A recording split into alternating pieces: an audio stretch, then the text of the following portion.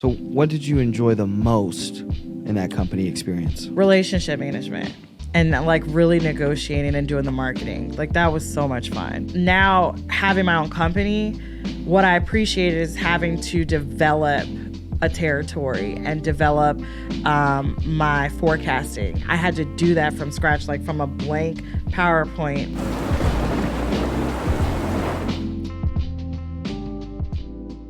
My dad, he was in the Navy. He trained and he did jiu-jitsu in Japan. Okay. And crazy story. You're good to record, so we get this? Cool. He did mixed martial arts jiu-jitsu. Yeah. And he actually stopped doing it and found the Lord again. Okay. Because he said there was like, he was starting to get really deep into it. Yeah. And like would do the breathing exercises, and he said one day he felt this like presence around him. Yeah, yeah. And it freaked him out. And he like it like led him to Jesus. Yeah. So jiu-jitsu led him to God. That's dope. There it is. There it is, folks. You heard it live. Yes. You heard it here first. That's awesome. Yeah. So he is it just this or? Adversity Kings, and I'm Windy City Tristan. I like that. Yeah. Are you from the city? I'm not, but I figured, I don't even know how the name was available. It's actually such a coincidence that it was. So Windy City Tristan. So I had my previous Instagram account, and it was organic. Almost 10,000 followers, and everything was organic about it. This one, not. This one's botted out. I put money into it, so it's it's like one of those Instagrams, like, how do they have all those followers? I bought them. Like I bought them. Yeah, I bought them. So, but my old one was organic, this, that, and the third. And then I'm a year into running my own company. I've been in the insurance industry for 6 years. HR? And no. So prior to this, I was a sales rep, and then I got an ownership opportunity. I can see you in sales. Yes. 100%. So I worked my way from the bottom from 100% commission sales. I'm still 100% commission today. And then got an ownership opportunity a couple years ago. Oh, nice. But I'm a year into it, and my Instagram somehow, my theory is it got hacked by like haters or individuals that... Absolutely. My Instagram got hacked too. Yeah. So I lost all my followers. Lost it all. And so it was really devastating. Yes, it was. Yeah. It was devastating for like 24 hours. Yeah. I read a lot of. I highly recommend. It really was, this. but that's like, and then you like lose it for a week, and you're like, oh, it's not that bad. I think I still have the picture where they like make you send in a picture of like holding your like identity. Absolutely. And I was like, this is awkward. Yeah, this is one. It's awkward. Two, it's devastating. Yeah. And then. But it was like 24 hours. So I read this every day. It's out down there. It's the Daily Stoic right there, Ryan Holiday. Nice. And it's all on philosophy and all of it's like perspective on life. And so Stoicism is a very interesting perspective. So good. It's so good. So that's helped me get through a lot proactively. So it's not even a matter of having to get through it. It's just I proactively go through the things that are ahead. And so when I go through losing an Instagram, where some people might have like an actual mental health issue over, having their Instagram shut off, where it's like, I was just like, all right, man, this sucks for 24 hours. I'm going to go eat some dessert. Absolutely. It's like, I'll go eat my feelings. And then it's like, all right. Eat my feelings. Yeah. So it's like, okay, this sucks. And you know what I mean? Have a few cookies. And the next day it's like, all right, what's new out there? And I've fallen in love more and more with the Windy City Tristan, because I'm a country boy at heart. So I didn't want to necessarily be in the city. Yeah. But at the same time with my grind, I don't necessarily care where I'm at. You know what I mean? So it's like, I've fallen in love with Chicago. You know what I mean? It's been almost 2 years. It's been 2 years to the month that I've been out here, so I've fallen in love with it. So wait, so you're not from here originally? No, I'm from Arkansas. Oh, that's that country boy. Okay, yes, what part of Arkansas? Little Rock. Okay, there's a lot of history there. Yes, yeah, there is. There's a lot of history. I think the Clintons are. They are. Arkansas. The Clintons are from Arkansas. Yes. I don't know if that's the best reference, but it's okay. I'm like an '80s kid, so it's like I so am music wise, I am. Yeah. Like 80s, 90s, even 70s, and some old music. Yes. I was listening to some Benny King earlier. I don't know if you're familiar. Okay. Yes, absolutely. Yep. I'm a big music person. But like, I think for my first president that I actually remember is like Nixon. Yeah. And then, or not Nixon, Reagan? Yeah. Reagan. Yep. Right. Then there was Bush, the first Bush. Yep. But when the first president I like really, really liked was Clinton. Yeah. And I remember him going on the Arsenio Hall show, and he played the saxophone, and I thought it was the coolest thing ever. And I'm like, this is the coolest white man I've ever met. Was he called the first black president, technically? He is technically the first black president. Him, right? For a couple of reasons. Why is that? I still to this day, I have no idea. Don't know. No, I think censored is this? It's not. I mean, we don't censor it at all. Well, so one of the reasons is because he got head in the Oval Okay, Office. that's why they call him the first black president. Okay. That's the main reason. Okay. That's like so kind of like degrading to us a little It bit. is a little bit. Yeah, but that's why. I mean, in the 90s, nobody was like as politically correct as they are now. It was kind of like I've watched some of my old favorite movies and I'm like sweating like, oh What's my your God. favorite movie? That's all I care about is movies. What's Oh your my favorite God. I'm a movie? huge movie buff too. Okay, so what's your favorite? Okay, one of my favorite movies is Wedding Crashers. Okay, it's a good movie. It's solid. Usual Suspects. Okay. Have you seen this one? I don't know if I've seen Usual Suspects. Is it a comedy? Usual Suspects is not a comedy, but there's a really good line in it that a lot of people know, won a lot of Academy Awards. It's with Kevin Spacey. I like Kevin Spacey. And it popped up immediately. Jose Corsa, and one of the best lines he says is, the biggest trick the devil ever played was to make us believe he doesn't exist. Wow. Yeah. Wow, that's good. But it's the whole, it references everything about the film. It's very satisfying. That's good. We're running the podcast now, bro. Huh? You can just start out real quick. You want to launch it right now or you want to do it after? Let's launch it right now. You care if we launch an ad real quick? Launch it. Let's go. Tell me, so Peter, let's launch this. What do you need from me? Hold on. Let me And where are you from? I'm originally from Cleveland. You know, he's from Cleveland. He owns the media company, so I just pay him a monthly subscription. Oh, no. And he runs all this for me. Oh, nice. Yeah, so he's from Cleveland. What part? Yeah. What part? The Grand Falls. I originally was from Cleveland Heights. Oh, I'm from Shaker. Okay, I lived out in Shaker for a couple years. Yeah, I'm from Shaker, and then I finished high school in Akron at Firestone. What year did you graduate Shaker? I graduated in 2002. You know Steven Servione? Yeah. He graduated probably around there.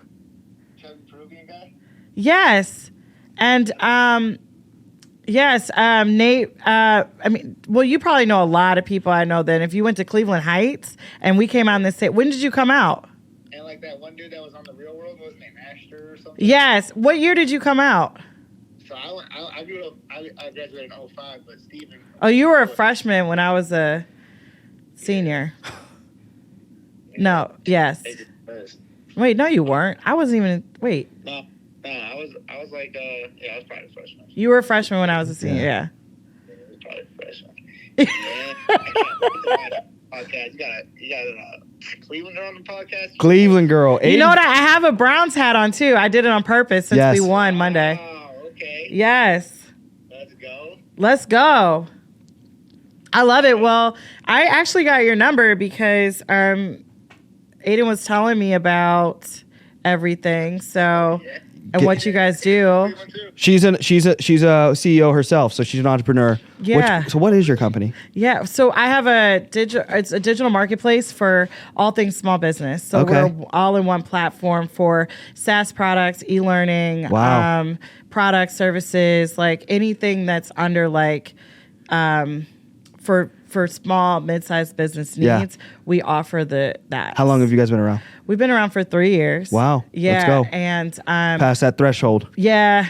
That 3-year threshold. Man, that's the hardest. Congrats. It's very hard. And we have it's SaaS enabled. So we own a SaaS product that is an e-learning platform. So it's like the Uber of e-learning. That's sweet. So it's on demand. It's live, fully immersive learning from subject matter experts from around the world. That's dope. Yeah, you guys definitely have to connect. Yeah. You and Peter So definitely we have connect. a ton of partners and things. Yes. And like we're starting a SMARK TV where we're bringing on like people that have content plays that want to like focus on small business, and you'd come under SMARK TV like a small business TV network. That's dope. Yeah. Yeah, that's really dope. We're gonna dive deep into that. Yeah. Peter, let's launch this ad.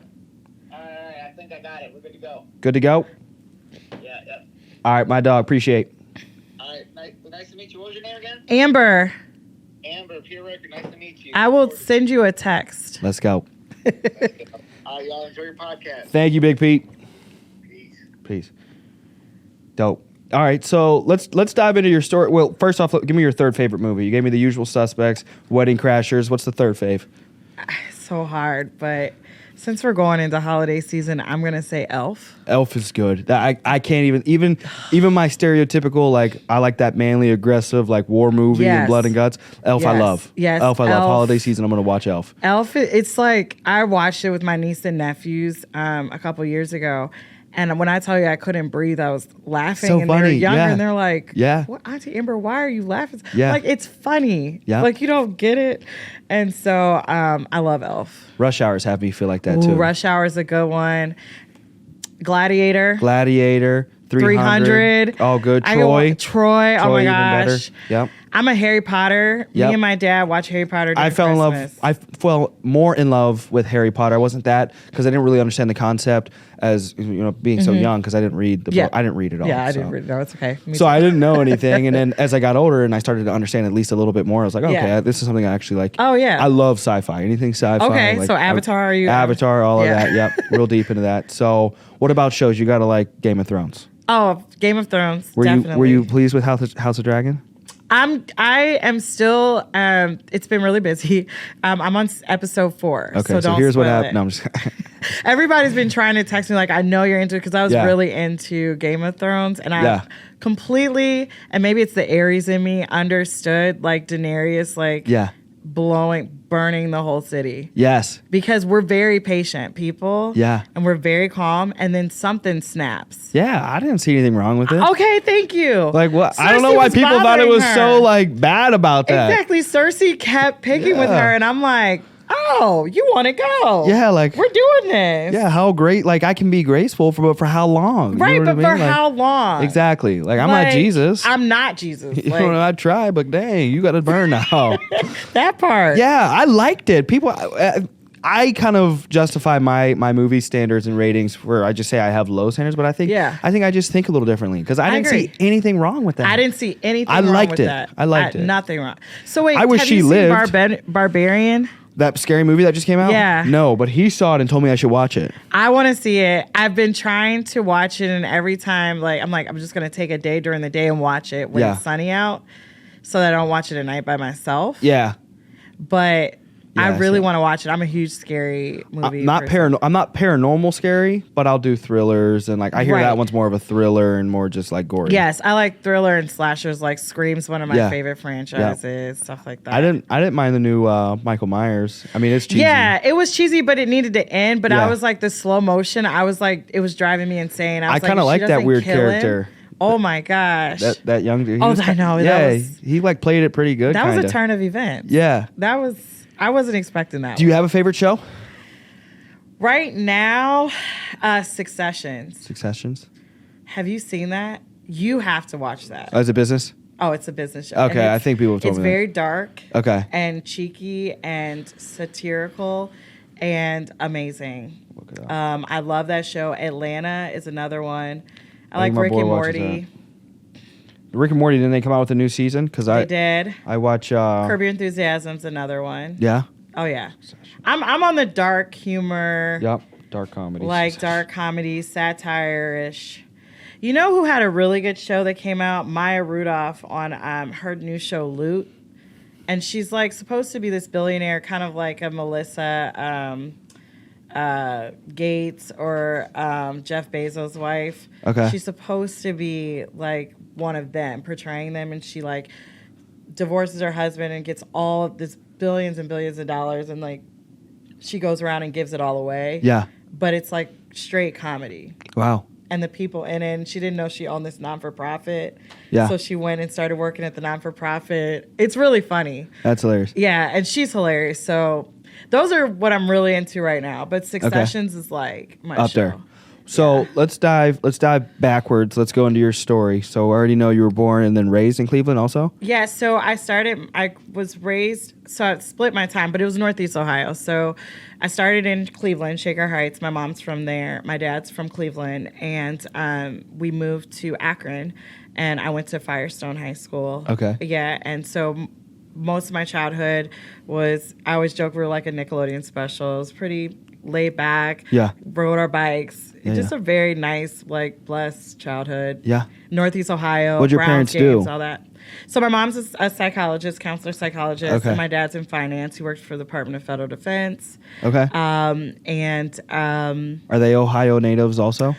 So this is the crazy thing. They're technically Ohio natives, but our family's not from Ohio. My dad's family's from North Carolina, from Asheville. Okay. And we actually have a school after us, our family. Wow. My great-great-great-grandfather, Isaac Dixon, was the son of a slave, and he raised him like his own son. And so he went with the Vanderbilts to start the public school system in Asheville. Wow. And so we have a school and deeds and things in Asheville, and my family goes back to literally the origins of Asheville. Wow. Yeah, and so then my mother's side is from Kentucky, and we've been 4 or 5 generations from Civil War. Yeah.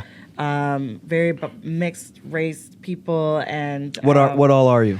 I guess it's kind of like, in our society, it's like I'm black, Yeah. or I'm Black American. I'm the lightest black I've ever met. I'm the lightest black I've ever. You have no. I was gonna say you look like you're part of my family. You Yeah? should see my brother. Okay, You that guys- I gotta I'm caught in between That's so funny that you say that, because you literally look like Yeah. all of my cousins. Okay, that makes me and feel my bad. grandmother on both sides. I gotta show people like a picture of my dad and be like, yes, see, like You have no idea if you saw it. Like, I'll show you a picture of my. It's pretty funny The only that you say that. I feel bad, and this is like kind of stereotypical too. The only picture I have of my dad is like him in the court system, like in jail. So. Oh, I'm sorry. No, it's all good. See, That's my mother.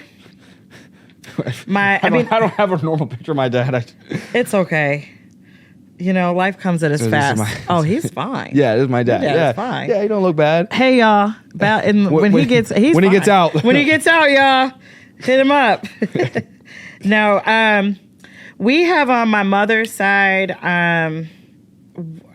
we are German, Okay. Irish. Yep. My great-great-grandfather, so my grandmother's grandfather was Irish, Yeah. and he actually married his adopted sister. I think that's the story. Okay. And she was Mexican and Okay. Black and Native American. She was just Yeah. really mixed up. They think she might have been Chinese. Okay. We're literally like the American story. Yeah. And my great-grandfather, who I knew very deeply, his family, his grandfather fought in the Civil War. Wow. And they were indentured servants. Okay. And the masters that they had at the time didn't have children, so they left their wealth to them. Okay. Yeah, That's and sweet. so that was really cool. It's like we have a really cool Kentucky story, Yep. and my mother's father was really involved with basketball. He's in the Hall of Fame. So longest standing Wow. coach for all Black segregated basketball team.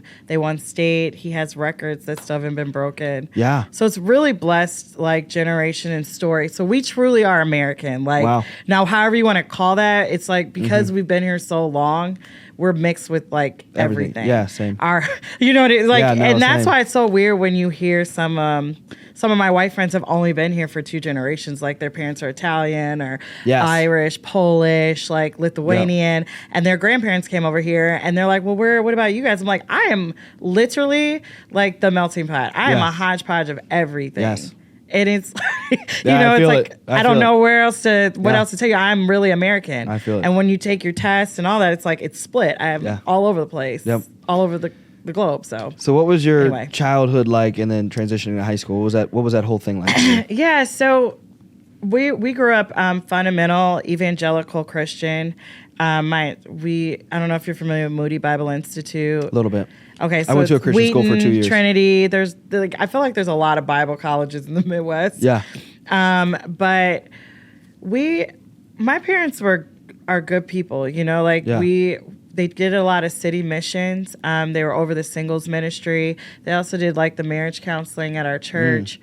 We were the family that everyone came to our house on the weekends. Yep. And my mom had chili and snacks, and Yep. we had a bonfire. We really lived that middle class, Yeah. suburban, or that Yeah. typical Yep. life. Yep. We had our challenges, and I've learned a lot from my experience, but as I got out into the world and met a lot of people, I thought everybody was like me. A lot of my friends, we joked we were the Black Laguna Beach, because Firestone High School was a very middle upper class high school, and there were a lot of people like Black professional parents and kids, and we just had a nice mix of like people, and we had a lot of like wealthier white and Black people that went to our So it was school. diversified. It was like Shaker. Yeah, it was a lot like Shaker, very diverse. And so a lot of my friends were like me, and they were, you know, they all came from, you know, 2-parent homes, and, you know, we could go over their house whenever. We rode our bikes. We got ice cream. We had a popular like Swenson's like burger joint by us. Yeah. You know, we go there after the basketball games or volleyball games. So I had a very like blessed childhood. Yeah. I had great grandparents, great grandparents I knew, like truly blessed. Who were you closest with growing up? In regards to Just a relationship, like who were you closest with? Was it mom, dad, grandparent? Was there anybody individual that's like growing up? me and my dad are like super tight. Still to this day? Oh yeah. Okay, so that's daddy's girl from Oh day yeah, one. from day one. Okay. Like me and my dad are super tight. Me and my brothers are super tight. Yep. Me and my older brother fight, like, but I think it's because we're like Yeah. closer So in close. age, and you know, it's like. Yeah. But I love my siblings. My sister is the best. But I would say my parents now as an adult, I'm very close to them. I really love them. You reflect back and look at yeah. all Yes. you put them through, and Yes. it makes you just draw so close No, to them. seriously. And appreciate the time you have left. Yeah, I was really mad at my mom for a long time for things, and Yep. because I didn't fit like that typical Jack and Jill like girl that like liked all of the cool things. Like my sister was prom queen, and Yeah. she danced, but I was always like more into Alanis Morissette, Tony Amos. Like, Yeah. you know, I listened to Korn, and like I had pictures and scrapbooks all over. Yeah. And, you know, I was just a little offbeat. You know, Yes. I was creative. I did my own thing. I played sports. I was kind of a tomboy. Yeah. So I didn't always know where I fit. And my mom was very cheerleader. She came from like even like bougier. Like she was Yeah. just my grandmother, grandfather. Like she just was like more Yeah. that way. And sometimes I felt like I didn't always fit in. Yeah, that makes you know, but as I've gotten older, you know, I've learned to appreciate Mm-hmm. them for what they did for me, and she protected us and taught me so much that I value as a woman now. Yeah. So I would say, as a child, me and my dad were super close. Yeah. And then my granny, she was my great grandmother. Mm-hmm. That was my buddy. I just loved her to death, and she Yeah. spoiled me like rotten. So, Oh, okay. Yeah. So that's it. So those are. How about high school to college? What was that transition like? These are great questions. I'm glad I did all my therapy so I can speak to this in a whole way. Yes.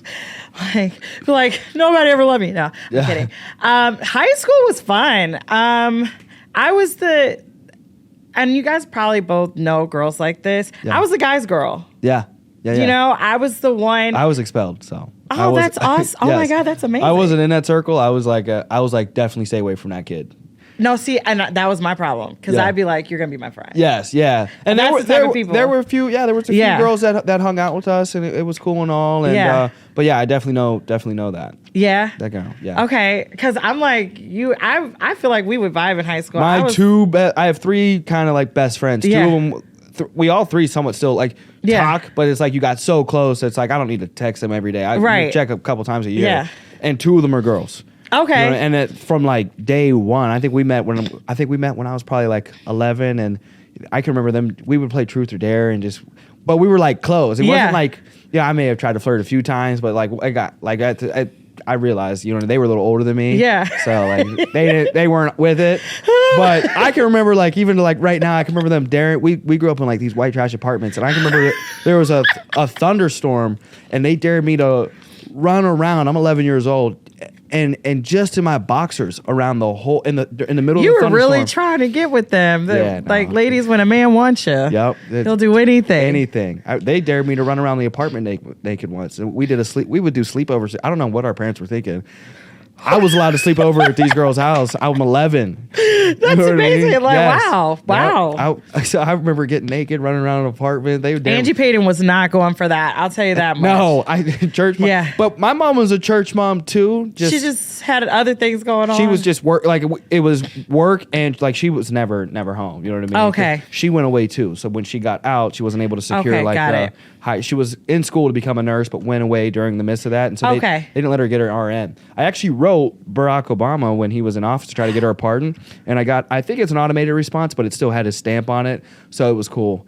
You know He what I mean? got a pardon for her? No, he didn't. He said didn't. it was a consideration, but it was still cool to have a response back. Yeah. Yeah. So you don't got to worry about that. That's really anymore. cool. I love Yes. your drive. Yes. See, I'm normally the one interviewing people and Yes. like talking and asking questions. You could tell It's you're so in weird to sales. be on the other side. Because now I'm like, tell me more about that. Because like just the intuitive part of me is like, I need to have you on my podcast. Yeah, I wanna be or on. Just, yeah, because I have everybody on. Nobody asked me to get. I haven't really gotten on any other. I've gotten on What? like 2 or 3 you others. You have such a personality. Like maybe it's the marketing in me. Like you could be branded very well.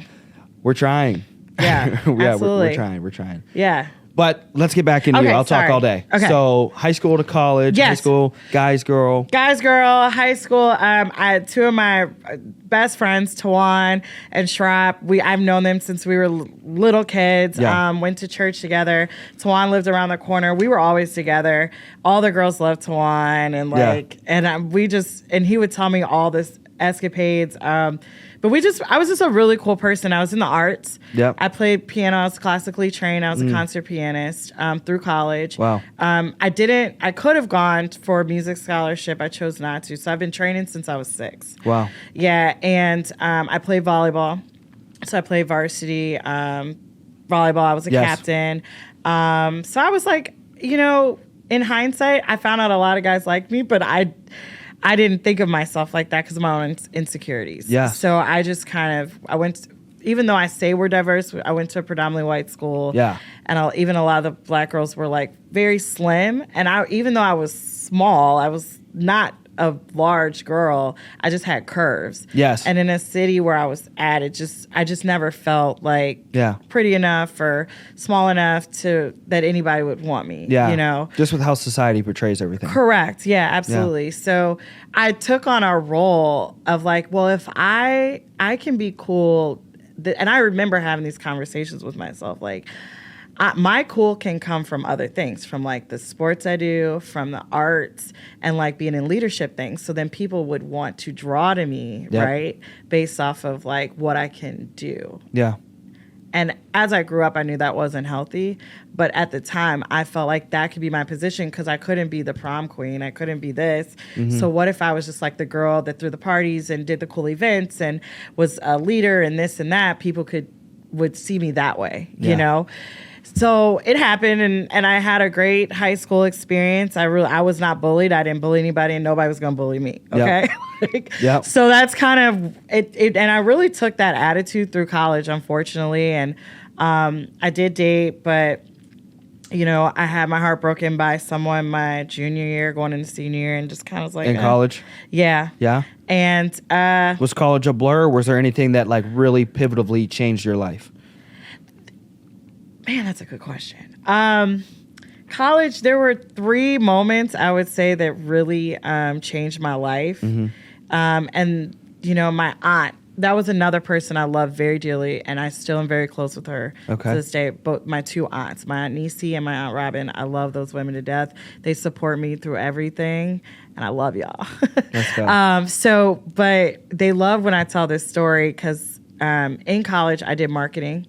And marketing communications. My degree was in rhetoric, but I always wanted to be a sports marketer. I wanted to work for Nike. And now in hindsight, I'm like, I don't want to work for Nike. But back then, I wanted to work for Nike so bad. So I took on an internship with the external relations office for the sports department at University of Akron. Okay. So it was me and 3 other people. And one day I had to dress up as our competitor's mascot. Okay. And I had to do it on the fly, and I was the youngest intern. And I just did it because I was like, I just want to make a good impression and this and that. And I literally almost died. Like, I got in the costume, and I didn't know exactly what I was supposed to do. And then the drums and the pep band and all this were like, dump, dump, dump, dump, dump.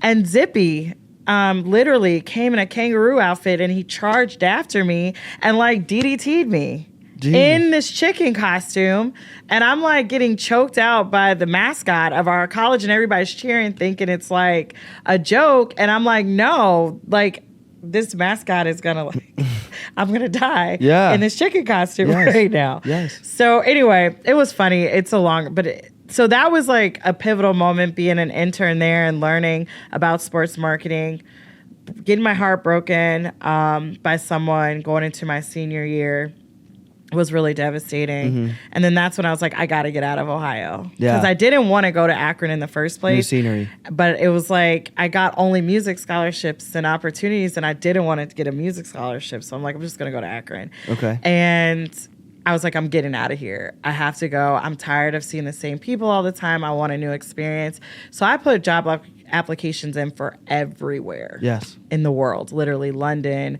I was looking at New York, Paris. I didn't care. I just wanted to get out. I wanted to experience life outside of Ohio. Okay. So where'd you go next after college?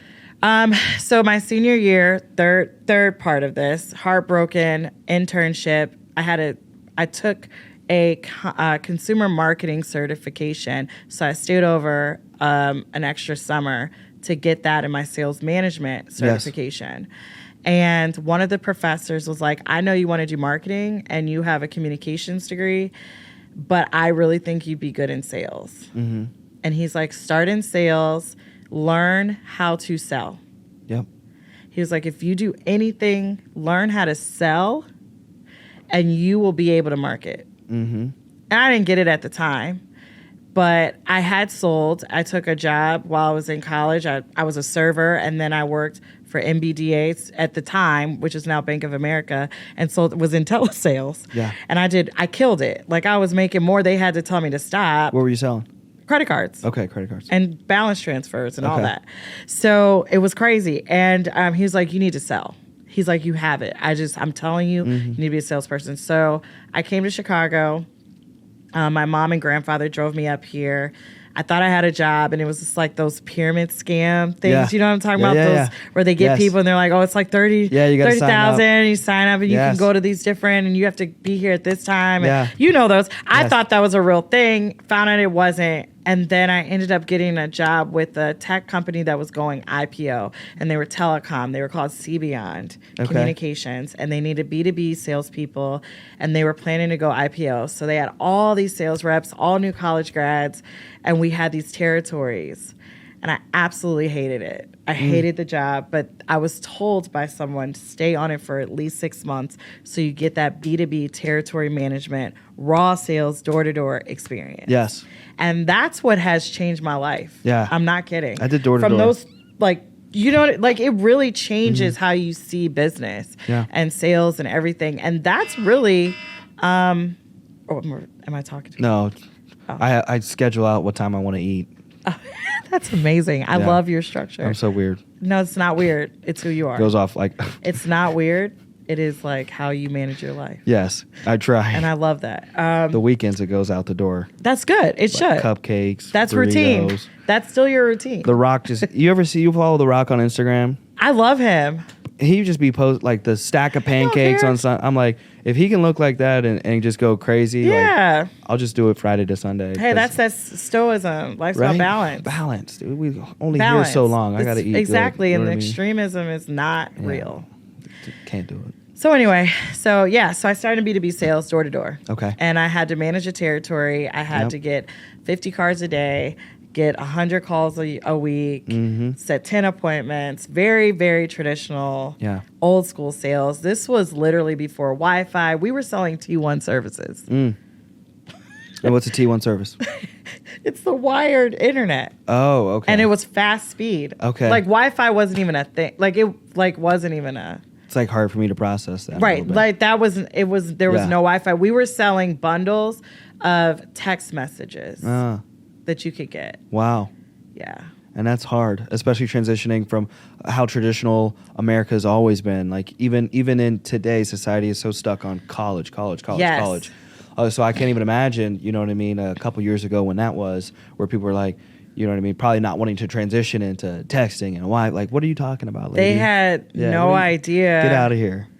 What we were talking about. Yeah. At that time, it was just like dial up or it wasn't dial up. It was like it was wired internet, but it was people were like, well, it works fine. But the T1 service made it faster. So it's like our 5G now. Yeah.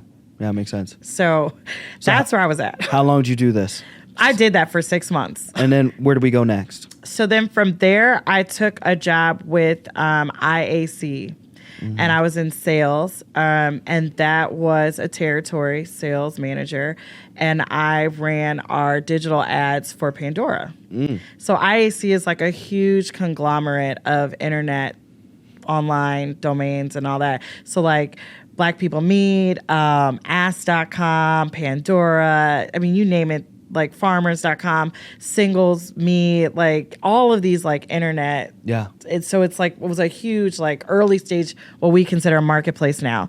Yes. So I would work with small businesses under City Search, which would be like a Yelp now, to place ads on campaigns through like Pandora and other like digital services.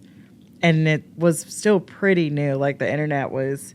It was moving, but it wasn't at the speed of what it was now. So it was kind of hard, actually. And how long did you do this? I did that for a year and a half. And then did you learn anything, or was there anything that stuck out to you in that year and a half? I hated that type of sales. Yeah? I didn't like ad sales.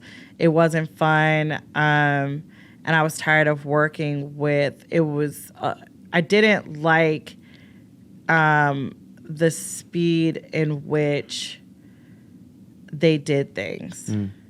It just was not, it didn't fit how I wanted to sell, and I didn't like it. So I took a job with this company called James Hardie Building Products, and that's what changed my life. Okay, so how long did we work there? 5 years. And what all did you do? What were your responsibilities? It was amazing. I loved that company, and I didn't even value it as much until I left. But I was a national account manager. I oversaw our region for... we're a manufacturing company. So my accounts were at Home Depot and Lowe's, and we were still maturing those relationships. They had just closed the Home Depot and Lowe's accounts. So we had to go in and negotiate product placement, like where our product would be in the Home Depot and Lowe's. And so I managed like around 100 accounts. Yes. And so I did marketing and sales, operations, finance. It was a hybrid of everything entrepreneurial, but it was entrepreneurial. Yes. And now looking back on it, it was like one of the biggest blessings because I really learned how to. This was early, like we were using Access, like Salesforce hadn't even started yet. So this was like we had to build our own spreadsheets, how to manage our territory. We had an internal dashboard to show our cadence and metrics around sales performance and which stores were performing more. I had to build relationships. I had to negotiate inventory. I had to look at our pricing and our margins to be able to negotiate like bulk purchases, things like that. We had to do marketing activations, cross-marketing events. We did advertising spends. We worked with regional ad agencies. So there was just a lot of moving parts that we had to manage. And we had a territory, I had a company car, AMX. Like, it was amazing. We had great health benefits. And there were 4 of us in our region that we worked on the team. So what did you enjoy the most in that company experience? Relationship management. And like really negotiating and doing the marketing. Like that was so much fun. Yeah. Now having my own company, what I appreciated is having to develop a territory and develop my forecasting. I had to do that from scratch, like from a blank PowerPoint. So did you go from this company to building your own company? No. Okay. I was recruited to go to AT&T. Okay. And then I spent another 5-6 years there. Okay. So I was recruited. So I went from national accounts to national account executive to national account manager and had more high volume, less accounts. With Home Depot or with James Hardie, then went to AT&T. So what sold you on leaving the company that you loved to then going to AT&T? I didn't love it at the time. Okay, so you were going through something. Yes, and unfortunately the housing market crashed. And I did not have a very solid regional sales manager, VP at the time, that we did not get along, and unfortunately I was fired. Yeah. I was let go. Yeah, and that was devastating. It was on my birthday too. Yeah. Oh wow. Yeah. I've read that typically people don't leave bad companies; they'll leave bad leaders. Yes. So people will put up with with maybe less pay or difficult times Absolutely. and difficulty with maybe access to resources. Absolutely. But people will only put up for so long, like we were talking about in the beginning with Absolutely. Daenerys is bad people. You know Absolutely. what I mean? There's only so long. Absolutely, yeah. So that's so vital. I don't think, and I think we're starting to transition a little better. You're going to see, I think, over the next few years, Mm-hmm. I think the market and ultimately just the economy is going to reflect the leaders that are able to build the best relationships with their people internally, externally, directly, indirectly within their companies are going to be the ones that I think are going to have Absolutely. the best overall economy within their company. You know what I Absolutely. mean? And that's going to affect and determine like who's going to be winning and who's not. And Absolutely. that's huge. Well, it's bigger than people think, and it actually, it's something that's actually always been a thread within some of these legacy brands that we see, like Ford, Yes. AT&T. That's how they were able to grow. You know, Yes. Henry Ford, Carnegie, Roosevelt. They were people that.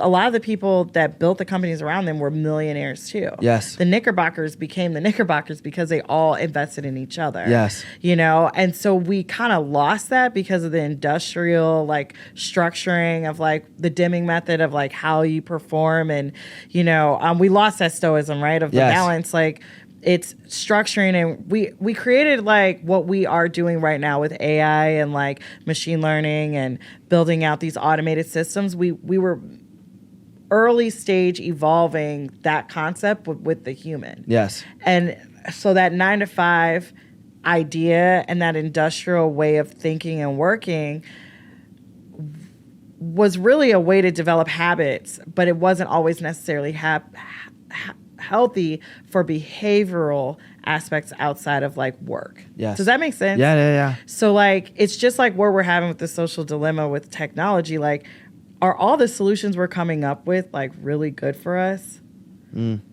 Like, is it really good for us to be this impatient or impulsive? Like, do we really need speed? Even though it's efficient, do we really need speed? Did they really need to work Monday through Friday and like be so tired when they get home that they're angry at their wives and they're beating their wives or drinking because they're tired from working 9 to 5 Monday through Friday, and the soot and oil is messing up their lungs? You get what I'm saying? Yeah. Like these solutions that we're coming up with in methods of building automation and structure, is it really helping us really evolve as a people and our behaviors as people? Yeah. No, that's something So- definitely to consider with every solution that's presented. Yeah, absolutely. The long-term effects. Absolutely, the long-term effects, and I don't think we always think about that.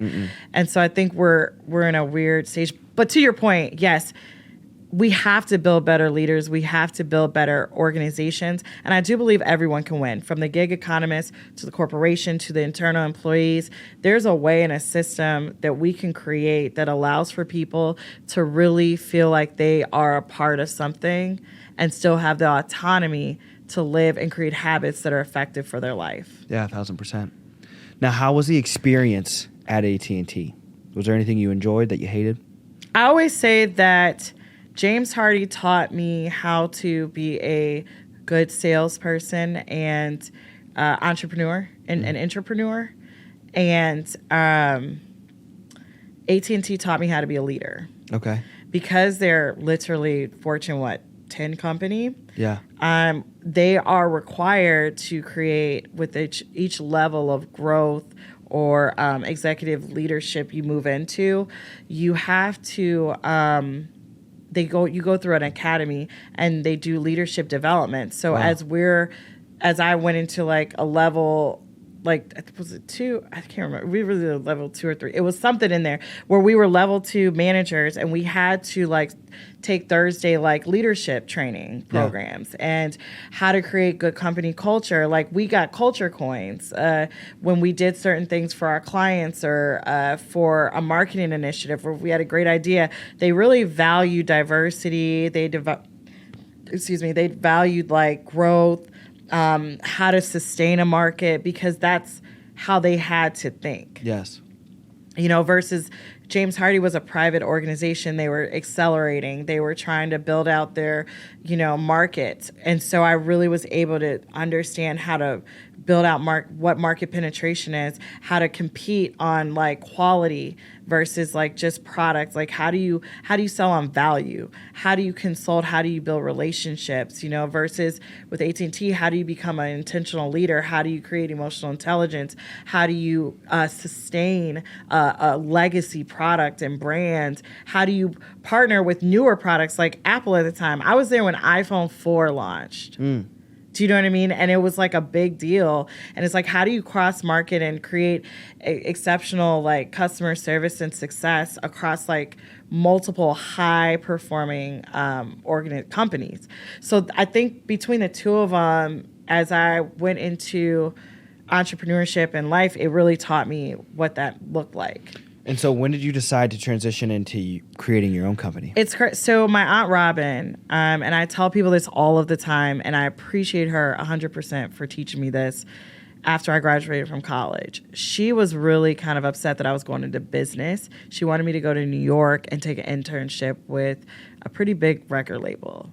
And I chose not to, just based off of what I heard about the music industry and my faith. I stepped away from that. And she was like, listen, Amber, you're creative at heart.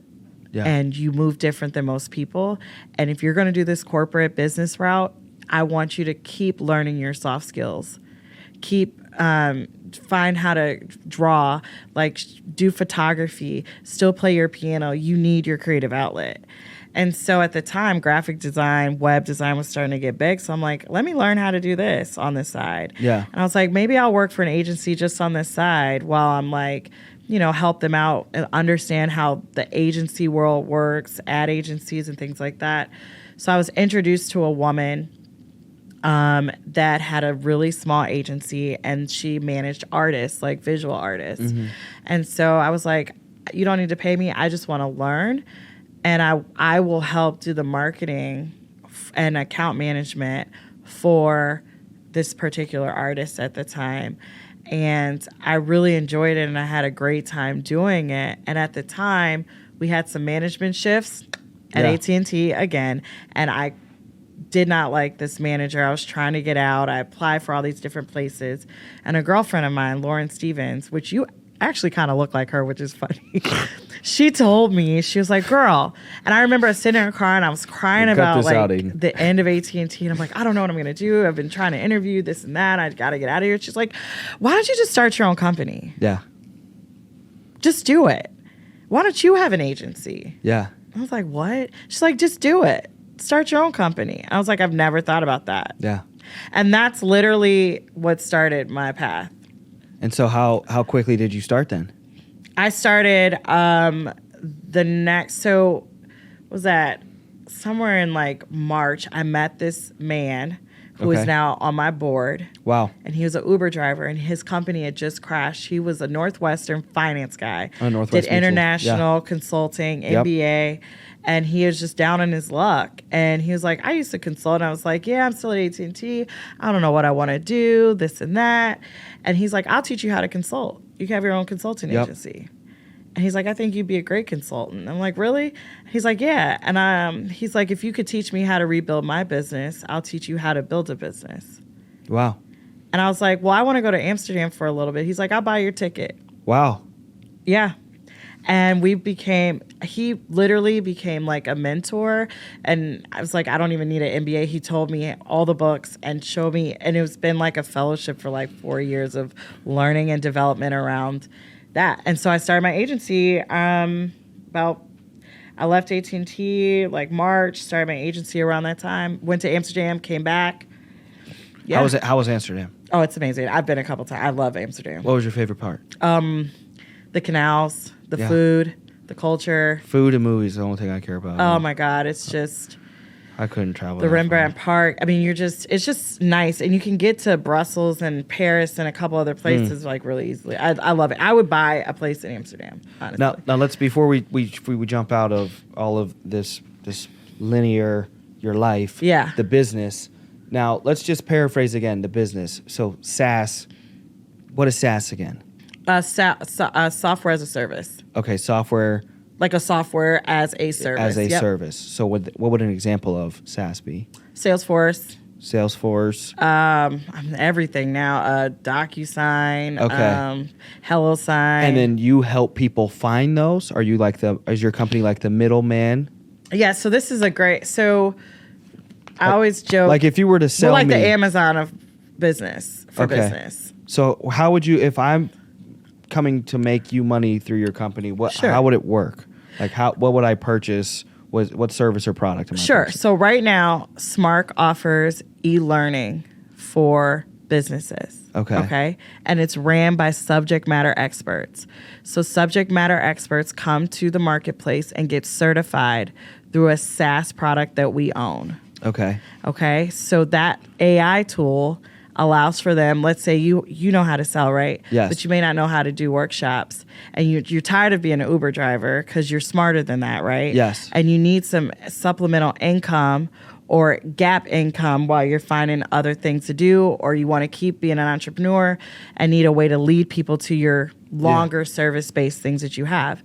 You can come to the marketplace and get certified, and the AI tool walks you through a module that auto-populates a presentation and lesson plan for you to teach live on demand. So essentially, I'm purchasing the AI program that essentially teaches me how to create my presentation that I'll sell back to others for obviously compensation. And the best part about it is you don't pay for it. You teach in the marketplace. So the customer will come. Only comes after I'm getting paid. You guys get a percentage. It's a fixed rate. Okay, so once I make 1,000, what do you get? I can't. I'm trying to figure this out. I'm like, okay, so let's say you're a customer, right? You go straight to like a Uber, right? You go to your app. You're like, man, I want to take this class, right? Yes. So you take this class, right? Yes. You pick it, and then it toggles one of the certified consultants that is certified in that course. And then you buy it, and then your RIP goes through that. Like your percentage comes through that. That's why we're a product as a service. Okay, and then that certification. So the product is the course, And that certification, then I can redistribute and sell my presentation I've created through that certification in that course. We own the tool, you own your content, but it lives on the marketplace right now. And then the people have to come to the marketplace, take the course, and they take my course. Yes, after I but get it's certified. not your course. We have dedicated courses. Yes. That you get certified in. Yes. So once I get certified, I create content, and then I can put it on the marketplace, which is still within your company, and then people can come and buy the course that I've created. Correct. Right? But it's not so we have like selling the content solutions. I've created, the content. Right. Not the course. But it's live. Okay. So it's a live course. It's not pre-recorded. Okay, so the course for me to get certified is live, but then my content's recorded and then replayed, right? Or is my content's live? It's literally you're teaching live. Oh, so you have to get on there every day and teach people. You don't have to. Okay. It's when you want. Okay. It's like Uber, literally. Okay, so you get on, and when you want to make extra money, you can teach one of our fixed courses. I'm certified, kind of like P90X. I did P90X in high school. Yes. So, like, somebody could be a certified P90X. A Peloton, yes. Oh, okay. Oh, I don't know why I made this way harder. I got to So really we have simplify courses things. that are already pre-approved and vetted. You get certified, and then you can hop on basically Zoom and teach people. And based on your subject matter expertise, if you can meet the objectives of that course, you get certified to teach that course, and it's live. And if you're available and somebody's ready to teach the course. What would you say a lot of people are really get, like, what are they really like in regard to getting certified in? The everywhere. The consultants are never an issue. Yeah. There's so many different people. Is there anything that people that and there's full-time people that do it too, because it's literally like you get paid out weekly, like Uber. Okay.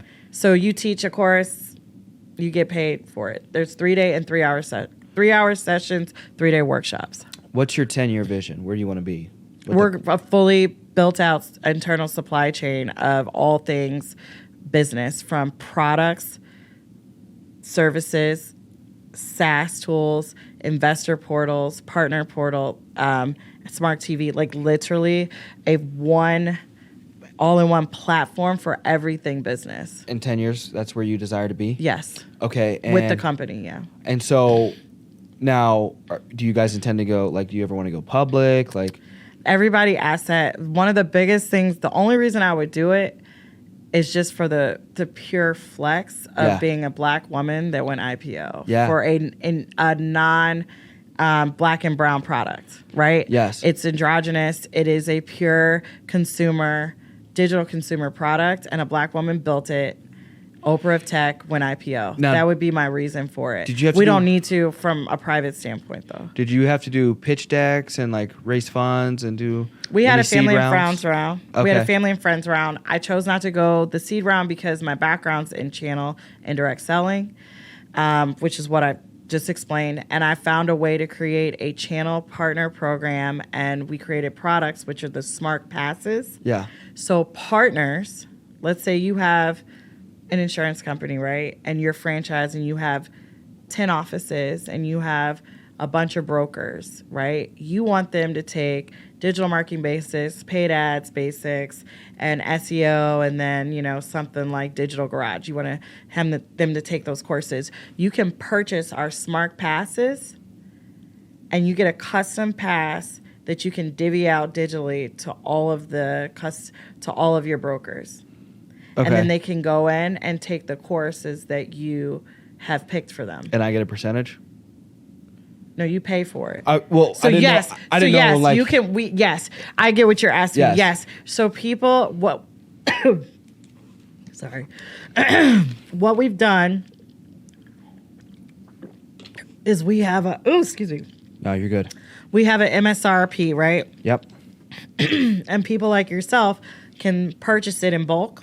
Yep. The passes and resell it to your customers so Yeah. you can get a percentage off of that for sure. Or you can purchase the physical pass for them at the negotiated partner rate. Yep. And then you can resell them to them for a deal. So a partner doesn't necessarily get equity. They get a percentage off of whatever they redistribute, essentially, but they buy the passes, courses, et cetera, and like in a bulk, and then redistribute it to their... Right, that's on them. They can do that if they want. Some people, like the SBA, the Minority Business Development Association, they just bought it because they wanted to support the businesses, so it's like a scholarship for small businesses to take the course, and they're gifting them, a pass to take a course. Okay, that makes sense. And then, but some of them are like, well, what if we negotiate a price with you that meets your margins, and then we resell it to them for like $75, and we get a little clip from that, so that we can justify revenue of investing this back. Because people will listen and invest more if they've bought it. So even though they're not giving it to them for the original price of it, if they went directly to the marketplace for themselves, they would still be able to pay for it so they see some value. Yes. So some people would do that too. Dope. Yeah. Okay, that makes so sense. we chose to do that because it's one, when you go channel, when you create a channel partnership with corporations, franchises, and businesses that support business, you automatically, when they pay, acquire customers. Versus an investor, I'm like, why am I working just as hard to find investors when I can focus on partners and then they pay and I've already acquired the customer? Yeah. So versus investors, you end up having to acquire still using that money like to acquire the liability, customer. because you're not necessarily liability, but like you're obviously taking whatever they invest into the company, but then you have to obviously pay them back, opposed Correct. to a partner is purchasing and becoming a value- repeat customer, yes, essentially correct. in your Yes. case, which is a lot smarter, which works with your business model. I don't know if that would work with everybody's, but it sounds like the best route to go. It's a challenging route. It's hard, but I know that I wouldn't recommend. It definitely requires more sales skills.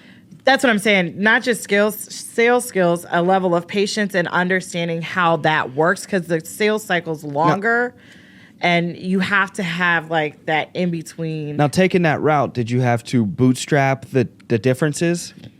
Oh, yeah. I took on fractional CRO, like Chief Revenue Officer positions, VP of Sales. I've taken a lot of fractional things to like build the business, taken on agency stuff still. So I had an agency before I started the tech company. So Okay. this was... Do you go to a lot of tech events down in Chicago? I do. Okay. You know Landon? I know of Landon. Landon We Canyon? have similar friends. Yeah. I'm a little older, so I'm working on like Yeah. kind of getting in with the younger tech guys. But Claude is a dear friend of mine. I love Claude. Yeah, he was just on here. Oh yeah, yes, I saw that. Yes. Claude, Chris. Chris is one of my best friends, so I love Dope. Chris. Abanara. I mean, I know a lot of the. Dope. Yeah, I love them. Yeah, Dope. Okay, so you want to live in Chicago forever? I go in and out. I don't know. Yeah. My brother and my niece, who is the cutest little girl ever, she Yeah. lives in San Diego with my brother. My sister lives in LA. My older brother and his wife and their kids live in Columbus. It's just, I don't know. I always say, like, when I built the company to a point where I feel very comfortable with my personal revenue and finances, where I feel like it's wealthy enough, I would move somewhere like a San Francisco, Monterey, or New York, and live in Tribeca, Soho, something like that. That's what I would love to do, or somewhere DC proper. I love the East Coast. Yeah. And I would have a home in Amsterdam. Yeah, I I'd was go gonna back say and forth. Amsterdam. And the south of Italy. I love Italy. The boot. Maybe Chile. There's a couple of places that I really would just buy homes and just hop around, do missions, give back. Yeah, I did a enjoy mission trip. wine. I did Lima, Peru when I was 16. Oh my God, how did you like it? It was an experience. It really. I thought I grew up. I always tell everybody I grew up in poverty, and then I went to a third world country. There it is. And I now just tell everybody I grew up a little less Perspective. American fortunate. Correct. You know what I mean? So wasn't as fortunate in America, but in comparison to where I went in Lima, Peru, we were rich. You know what I mean? They lived in all these people, like whole families. You know what I mean? And additional people all in a mud hut.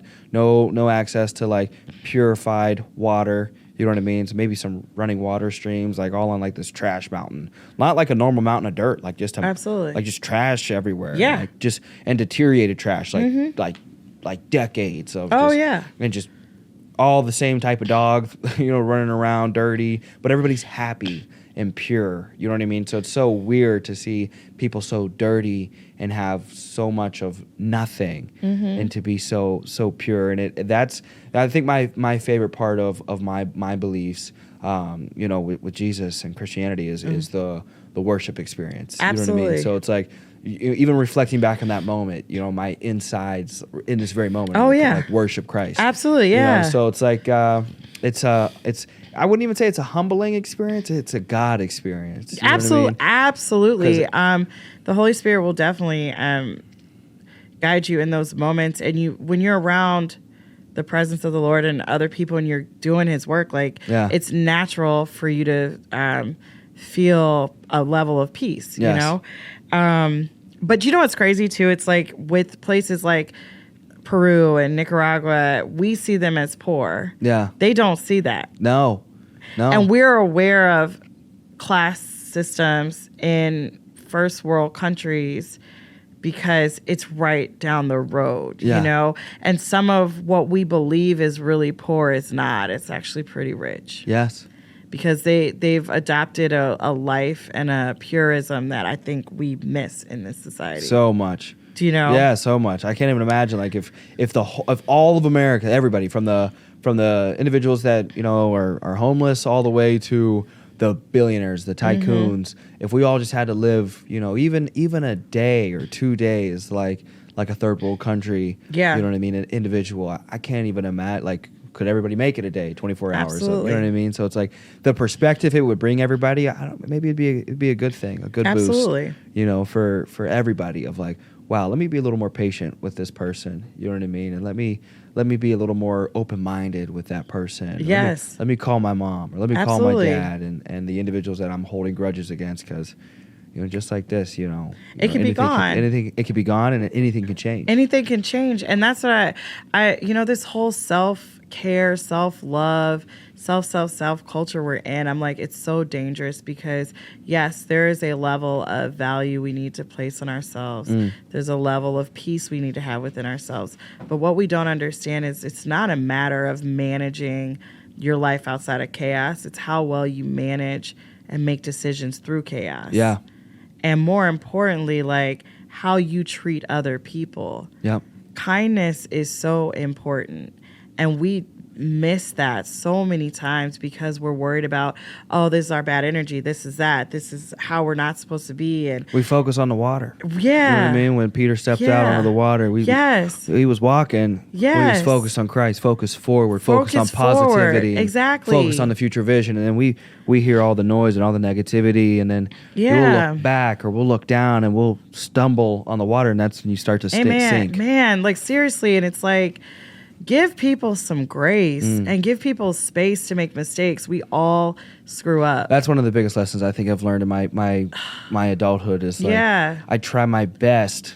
I try my very best to give the grace I would want to receive. I think if I were in their shoes, how would I want to be punished? A lot of us immediately, emotionally, it's off with their heads. But if we reverse the roles, absolutely, is it still off with their? I think of Brittany Griner. I'm seeing all these people message, leave her there, leave her there. I'm like, well, what if it was your daughter? Right. Does it still leave her there? Right. You know what I mean? I can't even imagine what's going through there. She knew what she was doing, taking weed there. It's like, what if it was your daughter? Right. For a righteous man falls 7 times and still gets up. Yeah, man. And if it was my sister and I'm the president, I'm snapping. Yeah, you're not gonna have my sister in Russia for 9 years. Yeah, right. no, I don't That's care. That's my baby. Yeah, like absolutely not. Not at all. And ain't happening. I don't think people take a second and just have a rational thought process. No, we're not rational. What if that was your mom or your sister? That's someone's daughter. And I think of even with Takeoff passing away last night, or was it this morning? That was last night. And it's just all these videos. It's someone's son. That's someone's child. That's someone's child. Someone's brother. You know what I mean? It's just very. It breaks my heart because it does. I think of my mom crying right now. Of like if it was just me plastered all over social media. Do you get what I'm saying? It's like, so insensitive. Oh my God. It's so insensitive, and we just we gotta pause sometimes and really think about like, what does grace and kindness, forgiveness mean? Because it could flip right back on you very quickly. Yeah, so quickly. And that's one of the things I've learned in entrepreneurship. It'll take the breath from under you very quick. I think everyone should be an entrepreneur, especially if you're an individual with faith, and even if you don't, I think you should do it, because if you do, or you are somebody that believes in Christ or whatever you believe in. Yeah, I know speaking from my own experience, that breath taking away, seasons that you go through in entrepreneurship, it draws you so close. I can't tell you how many mornings and nights I've hit my knees and just give it to God. No, like, hey, listen, for real. I know you're out there. I know you're with me, and it's like I have no idea what's going to happen. Like straight broken. Yes. Just devastated. Well, I put it all in your hands. Frustrated, and just I don't want to start crying. But there's just been so many moments. Like if we had more time, seriously, my life and the journey I've been on these last. What's your verse? My verse? Yeah, what's your verse? Hebrews 11:1. Faith is the substance of things hoped for and the evidence of things unseen. But number 2 is deeper. For by it, men of old took refuge. I like that. For by it, men of old took refuge. Yeah. And for me, one of the things that really hits me, because it's not always about here, right? It's about here and knowing who God is in your life, knowing who the people are in your life, because this can get deceptive, right? But your mind and how your mind operates is going to always get you back focused. Yeah. And I tell people, you may not want to believe in the Bible, but there's a lot of great principles in there that can guide your life. Absolutely. Because the Lord talks constantly about knowledge. Know who I am. Know who I am. Yeah. And if you really know who God is, faith isn't as scary. Yeah. Because if you really know who you're walking with, it's not scary. I feel like it takes a lot more faith to not have faith. It does, because you're anxious and you're worried, and I'm anxious. I have anxiety out the roof. I'm pretty sure it's always a joke on social media. I do. I have it, and I have it more because I'm not this typical traditional Christian where I'm always up in only Christian spaces. I have all types of friends. Yeah, and so many. I love learning people and sexuality beliefs, everything. Yeah. I love learning people. Yes, and I feel like that when I read the New Testament or I'm I love listening to Stephen Furtick, and he gives me this vibe as well. It's like he's so hyped all the time. He's so hyped, but I think of where was Jesus? You know what I mean? why would I be around the healed? He definitely, are they healed? You know what I mean? Like, are they healed? Yeah, the church. Is the church really healed? Yeah. Like, you know, like that's a for great real. point. We're not. That's the point. Yes. We're all broken. Yes. You know, like, Yes. are we really healed? Yeah. You know, and that's where I'm at. It's like, let's go out here. Yeah. Let's be an example. I'm going to fail, but I am going to be a light at the same time. Yes. And, you know, it can be a slippery slope. So you have to be mindful of that. But at the end of the day, you're right. Like, where would Jesus be right now? Where would he be? Where would he be doing right now? Mm-hmm. And that's what we have. We have a lot of fans, but do we have followers?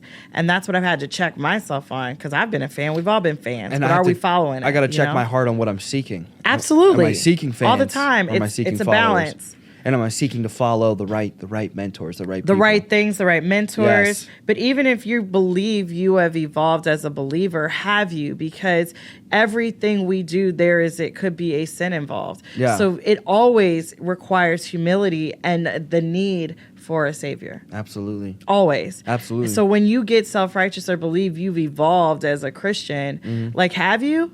Yeah. Because even that mindset is a problem. Yeah. 1000%.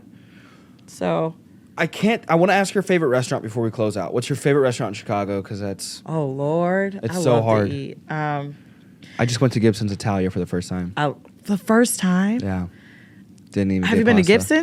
Gibson's? There's a Gibson's right out here, so I haven't been to the Gibson's in City. Okay. I love Gibson's Italia. Their bread. See, I didn't do the bread because I knew I was going to get dessert. Yeah. I like that in you.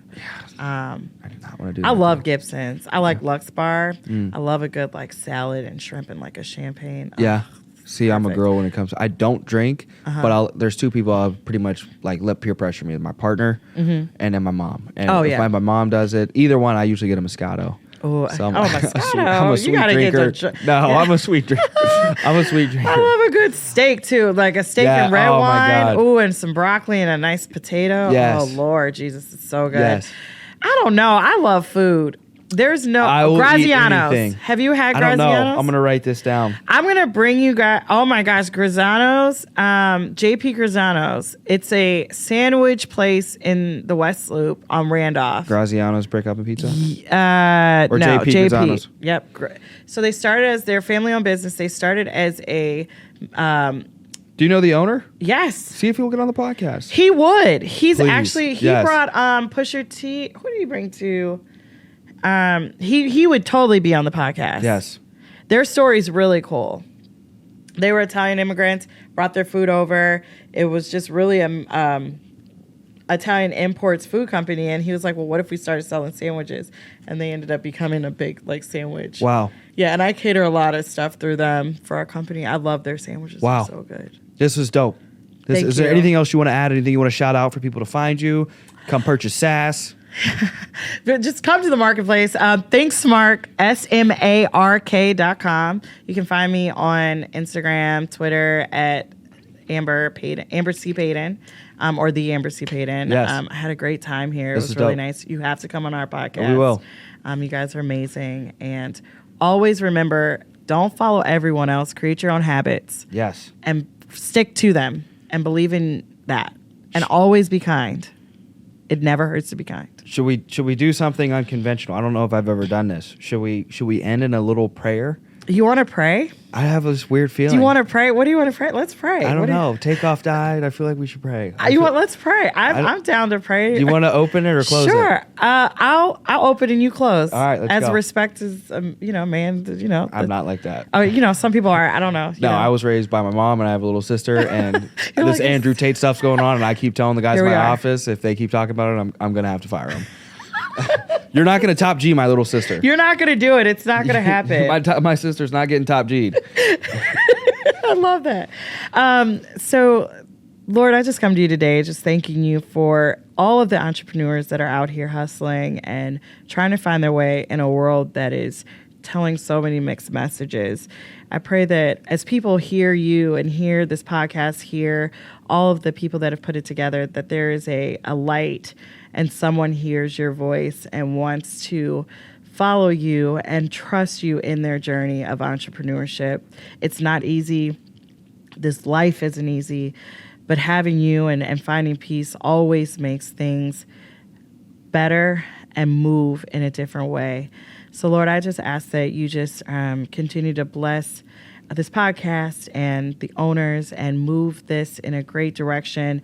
And just thankful for the opportunity, and help me to be a light, even when I'm sad and dark and make my own sinful mistakes, that I can be an example to young women and other entrepreneurs and leaders, that you can have faith and work hard and be kind and be a light in a space that can be very dark.